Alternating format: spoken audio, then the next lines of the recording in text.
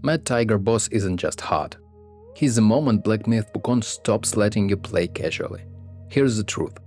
If you're losing to Mad Tiger, it's not because you're underleveled, it's not because your build is wrong, and it's definitely not because the boss is unfair. You're losing because you're panic dodging. Black Myth Wukong trains you to feel powerful early. You beat White Noble. You push past the early chapter bosses. You start thinking, okay, I got this. Then Mad Tiger shows up. And suddenly your magic dumps don't work, your dodge spam fails, your stamina disappears, and your ego gets crushed. For some players this boss may take 45 hours to beat, others quit for days, some quit for weeks. Some stick to farming levels just to come back and try again. So what is really happening here? Why does this one tiger break so many players? And more importantly, how do you stop being one of them? Let's break it down. Mad Tiger is where casual play dies. Up until this point you can brute force most encounters. Dodge early, dodge often, dump spells, heal aggressively. It works, sometimes through skill, sometimes through luck. Mad Tiger doesn't allow that. This boss can be described as the guy that just says no to all your progressing. He's a gatekeeper. And here's the governing truth. Mad Tiger doesn't test your damage, he tests your discipline. He punishes early dodges, button mashing, spell dumping, greedy combos, stamina mismanagement. If you panic roll, he catches you on recovery. If you upload magic immediately, he survives and overwhelms you. If you dodge too early, his delayed attacks clip you every time. Casual players rely on reaction speed. Mad Tiger forces timing control. That is a shift. And there is a single most repeated piece of advice from experienced players. Delay your dodge. Not dodge faster, not dodge more. Dodge later. Mad Tiger's attacks are intentionally deceptive.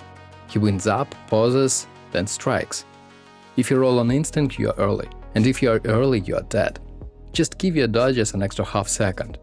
That half second is the difference between getting clipped by his ghost punch and landing a perfect dodge window. Mad Tiger teaches you something fundamental about Black Myth Wukong. The game rewards patience over panic. Casual players dodge on animation start. Disciplined players dodge on animation commitment.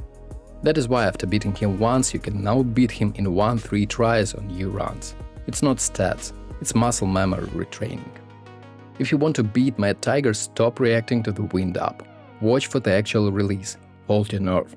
He's teaching you rhythm, and until you learn it, he owns you. There is another common mistake – blowing everything at the start. Early bosses let you get away with this. Mad Tiger doesn't. If you will upload spells up front, nothing will left when the fight got chaotic. Here's the problem. When you spam abilities early, you remove your margin for error.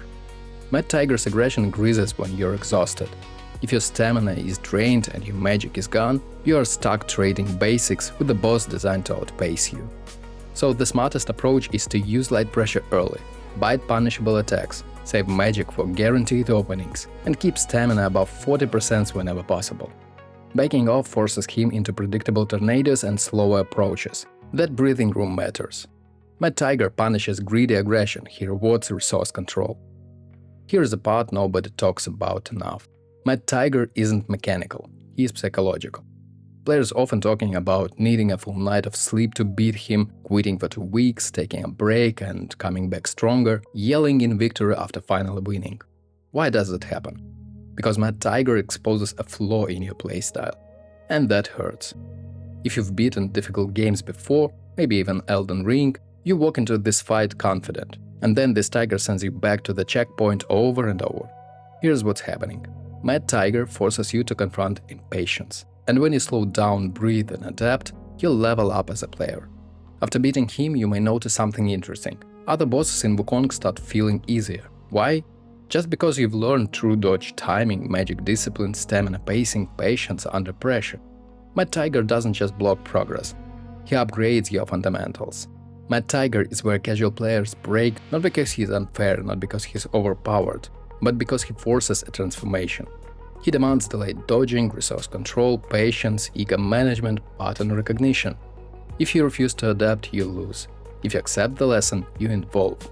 That is why beating him feels incredible. Mad Tiger doesn't just test your character build, he tests your mindset. So if you're stuck right now, stop panic rolling, stop dumping magic, stop trying to win fast, slow down, Wait for the real strike, and when you finally land that perfect dodge chain and finish him, you won't just beat a boss, you'll stop being a casual player. And from that point forward, the game feels different, because you are. Thanks for watching, hit that like button and subscribe for more Black Myth Wukong lore and guide videos, The Destined One.